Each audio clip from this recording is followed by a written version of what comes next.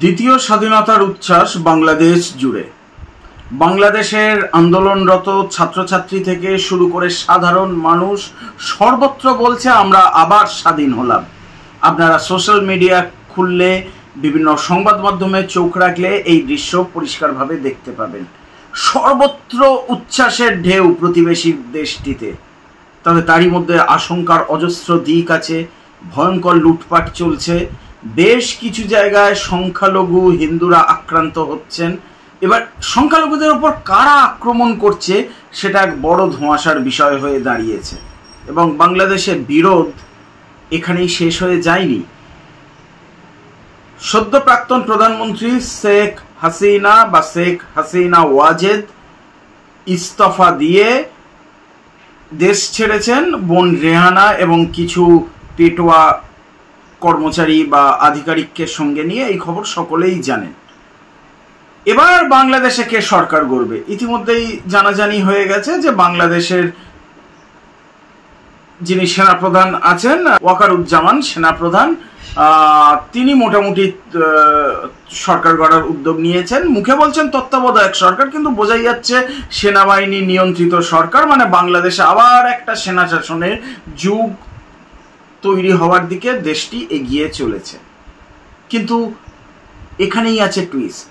বাংলাদেশের আন্দোলনরত ছাত্রছাত্রীদের একটা বড় অংশ পরিষ্কার জানিয়েছে কোনো সেনাবাহিনী নয়, কোনো স্বাধীনতা বিরোধী শক্তি নয়, দেশে আবারও গণতান্ত্রিক অন্তর্বর্তীকালীন সরকার গঠন করতে হবে। এক্ষেত্রে মূলত বামপন্থী ছাত্র সংগঠনগুলি এবং যে বৈষম্য বিরোধী ছাত্র সমন্বয় মঞ্চ, যাদের নেতৃত্বে ছাত্র আন্দোলন গড়ে উঠেছিল, তারা উদ্যোগী হয়েছে। সেনাবাহিনী যাতে ক্ষমতা দখল করতে না পারে তার পাল্টা রাজধানী ঢাকার শাহবাগ চত্বরে ছাত্রদের এক জমায়েত গড়ে উঠছে।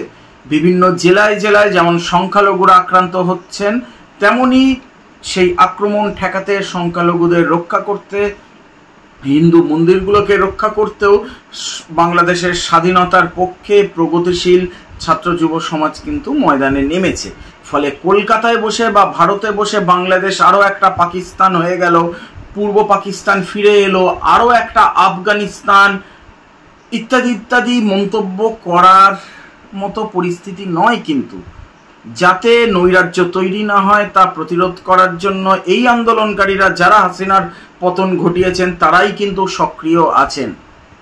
একটা বিষয় মানতে হবে, যে কোনো বড় একটা ঘটনা ঘটলে, একটা বড় বিপ্লব ঘটলে তার কিছু পার্শ্ব প্রতিক্রিয়া বলতে পারেন, তার কিছু অভিঘাতে বেশ কিছু অনভিপ্রেত ঘটনা ঘটে। সেই অনভিপ্রেত ঘটনাগুলো কোনোভাবেই সমর্থনযোগ্য নয়, কিন্তু ঘটে। এবং বাংলাদেশে এটা একটা গণ আন্দোলনের মধ্যে দিয়ে একটা বিপ্লব ঘটেছে।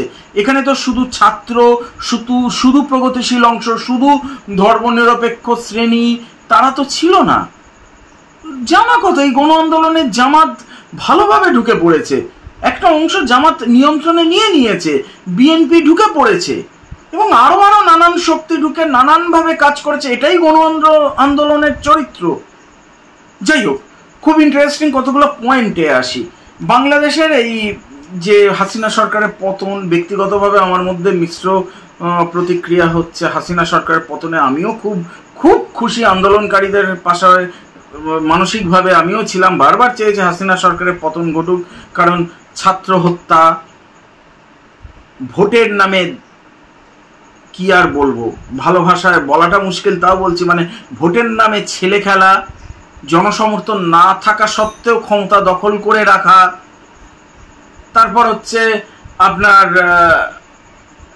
ভয়াবহ দুর্নীতি, বেকারত্ব, মানে যা যা অপকর্ম একটা সরকার করতে পারে, শেখ হাসিনার নেতৃত্বে সরকার এই প্রায় 3টে টার্ম জুড়ে, 4টে টার্ম চলছে আর কি, জুড়ে সব করে চলেছে।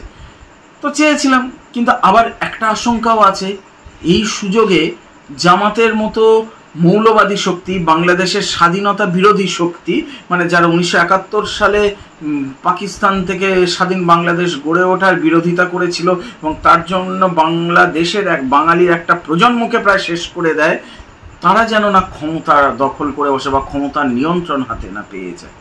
এটা একটা আছে, কিন্তু আকর্ষণীয় বা ইন্টারেস্টিং কতগুলো বিষয়। শেখ হাসিনা এক অর্থে ক্ষমতাচ্যুত হলেন ভগ্নিপতির দ্বারা।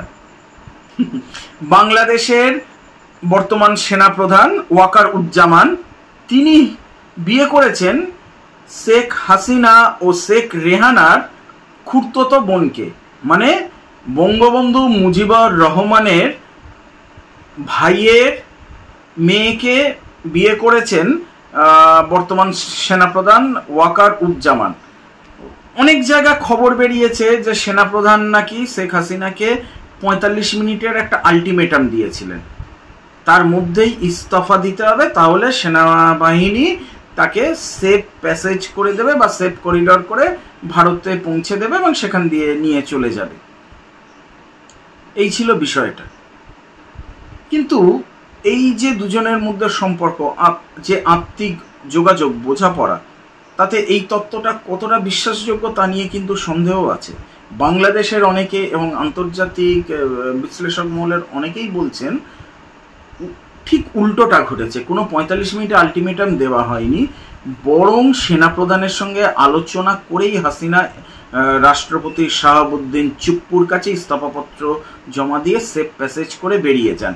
এমনকি অনেকে এটাও বলছেন সেনাপ্রধানের মাধ্যমে তত্ত্বাবধায়ক সরকার গঠন যেটা হবে, সেই সরকার গঠনের মাধ্যমে এমন একটা প্রক্রিয়া চলবে যাতে 1.5-2 বছর পর হাসিনা আবার নিরাপদে দেশে ফিরে আসেন, সেই পরিস্থিতি তৈরি করা হবে। এই ভাবনায় খুব একটা ভুল নেই। দেখুন কি ঘটবে তার সময় বলবে, কিন্তু সেনাপ্রধানের সঙ্গে শুধু আত্মীয়তা নয়, মানে কাজের দিক থেকেও শেখ হাসিনার অত্যন্ত ভালো তালমিল। সেখানে সেনাপ্রধান ঠিক এইভাবে বেঁকে বসবে, ব্যাপারটা কিন্তু এত সহজ নয়। তবে কতগুলো খারাপ ঘটনা তো ঘটেইছে। এর মধ্যে বঙ্গবন্ধুর মূর্তি ভাঙচুর হয়েছে। এর আগে আমিও নিজে একটি ভিডিওতে বলেছিলাম, আমি বিশ্বাস করি যে বঙ্গবন্ধু সমালোচনার ঊর্ধ্বে নন, অত্যন্ত বিতর্কিত একটি চরিত্র। বাংলাদেশ স্বাধীন হওয়ার আগের বঙ্গবন্ধু আর স্বাধীনতা পরবর্তী বঙ্গবন্ধু পুরো দুটো আলাদা মানুষ ছিলেন। বঙ্গবন্ধু কমিউনিস্টদের রক্তে হাত রাঙিয়েছেন, কিন্তু তারপরও বঙ্গবন্ধুর হত্যাকাণ্ড মেনে নেওয়া যায় না। তেমনি বাংলাদেশ গঠনে বঙ্গবন্ধুর অবদান বা বঙ্গবন্ধুকে বাদ দিয়ে বাংলাদেশের কথা ভাবা সম্ভব নয়। সে বঙ্গবন্ধুর মানে মূর্তি মুরাল ভাঙচুর, সবচেয়ে বড় কথা 32 ধানমন্ডি রোডের, ঢাকার 32 ধানমন্ডি রোডের বাড়ি, যে বাড়িতে সপরিবারে 1975 সালের 15 অগস্ট, এমনই এক অগস্ট মাসে 15 অগস্টে ভোর রাতে আর কি হত্যাকাণ্ডের সম্মুখীন হয়েছিলেন বঙ্গবন্ধু সেনাবাহিনীর দ্বারা। সেই বাড়িটিকে শেখ হাসিনা ক্ষমতা আসার পর বঙ্গবন্ধু মুজিবুর রহমান মিউজিয়াম তৈরি করেছিলেন, সংগ্রহশালা। সেটা যেভাবে জ্বালিয়ে পুড়িয়ে খাক করে দেয়া হলো, মানা যায় না। দেখুন মানে খুবই মর্মান্তিক, এগুলো প্রচণ্ড বেদনা তৈরি করছে। এটাও ঘটনা, শেখ হাসিনাই বঙ্গবন্ধুর ভাবমূর্তিকে এতটা ভুলুণ্ঠিত করেছেন, তারপরও বঙ্গবন্ধুর প্রতি এই আক্রমণ বাংলাদেশে ঠিক মানা যায় না। যাই হোক, আরও একটা ইন্টারেস্টিং তথ্য, আওয়ামী লীগ বেশ কোণঠাসা এই মুহূর্তে বাংলাদেশে। তা বলে আওয়ামী লীগের শক্তি নেই, তাদের সঙ্গে একেবারে মানুষ নেই তা নয়। এটা জানেন কি, এই মুহূর্তে যতক্ষণ না অন্তর্বর্তী সরকার গঠিত হচ্ছে, তার জন্য তো 2-3 দিন লাগবে।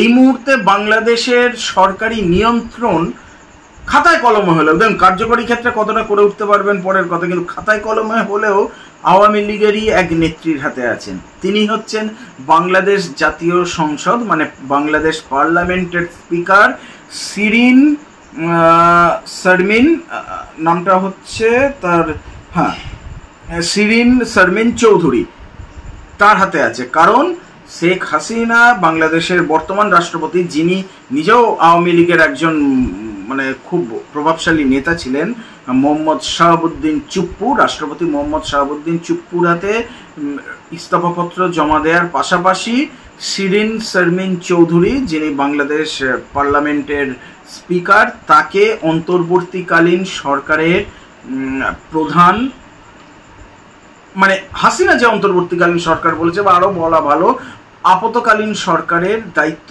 তার হাতে সঁপে দিয়ে বা তাকে প্রধান নিযুক্ত করে নিজে দেশ ছেড়েছেন। এই হচ্ছে ব্যাপার। বাংলাদেশ কোন দিকে এগোবে তার দিকে তো আমরা নজর রাখবো, তবে নিশ্চয়ই মানে দেখুন কতগুলো ব্যাপার আছে। শিরিন শারমিন চৌধুরী অন্তর্বর্তীকালীন সরকার প্রধান থাকতেই পারেন, তবে যা শোনা যাচ্ছে সেই সম্ভাবনা কম। বিতর্ক বাদ দিতে অন্য কাউকে বেছে নেবেন সেনাপ্রধান। বাংলাদেশের ছাত্রছাত্রী সহ সাধারণ মানুষের একটা বড় অংশের দাবি কিন্তু নোবেলজয়ী অর্থনীতিবিদ মোহাম্মদ ইউনুস, যিনি গ্রামীণ ব্যাংকের স্রষ্টা, যিনি মাইক্রো ফিন্যান্সের মডেলের মাধ্যমে গোটা বিশ্বকে পথ দেখিয়েছেন, তিনি তত্ত্বাবধায়ক সরকারের বা আরো ভালো করে বললে অন্তর্বর্তীকালীন সরকারের প্রধান হন। তার নেতৃত্বেই একটা জাতীয় মন্ত্রিসভা গঠন করা হোক, তারা দেশের পরিস্থিতি স্বাভাবিক জায়গা আনার পর নতুন করে ভোট হোক, এটা বাংলাদেশে আন্দোলনকারী ছাত্রছাত্রীদের বেশিরভাগের দাবি। কিন্তু ইউনিস আবার ক্ষমতা পেলে ইউনিসকে নিয়ন্ত্রণ করা, সে আওয়ামী লীগ হোক, সেনাবাহিনী হোক, বিএনপি হোক বা জামাত, একটু কঠিন।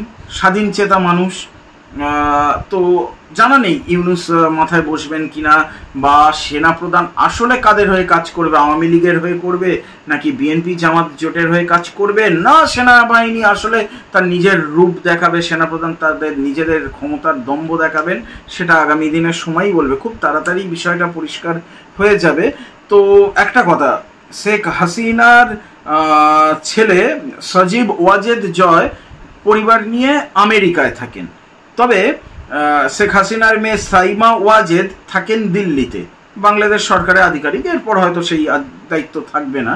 তো যাই হোক, শেখ হাসিনা দিল্লিতে থাকবেন বলে শোনা যাচ্ছে না, মানে তিনি লন্ডনে চলে যাবেন এটাই কথা। কিন্তু এর মধ্যে অসমর্থিত সূত্রে একটি খবর এসে পৌঁছেছে, শেখ হাসিনা ব্রিটিশ সরকারের কাছে, এখন লেবার সরকার, তাদের কাছে রাজনৈতিক আশ্রয় চেয়েছিল, কিন্তু ব্রিটিশ সরকার রাজনৈতিক আশ্রয় দেওয়ার বিষয়টি অস্বীকার করে। ফলে এক্ষুনি শেখ হাসিনা কি করবে জানা নেই। এরম হতে পারে যে ইতিমধ্যেই শোনা যাচ্ছে মোদী সরকার তাকে দিল্লির কাছাকাছি সেফ হাউসে নিয়ে গেছে নিরাপত্তা দিয়ে।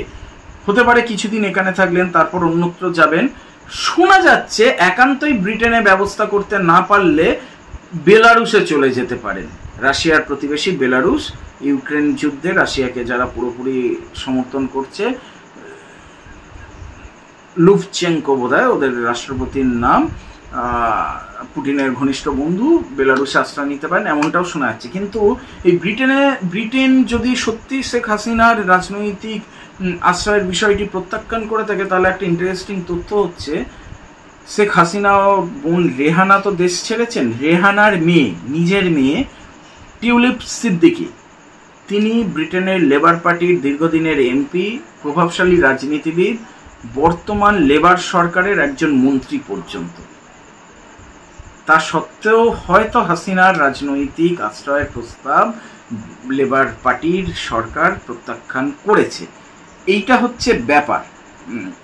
আর একটা বিষয় বলে শেষ করি, হাসিনার পরিবারের, বঙ্গবন্ধুর পরিবারের কাছে বোধহয় অগস্ট মাসটা দুঃস্বপ্নের হয়ে থাকলো।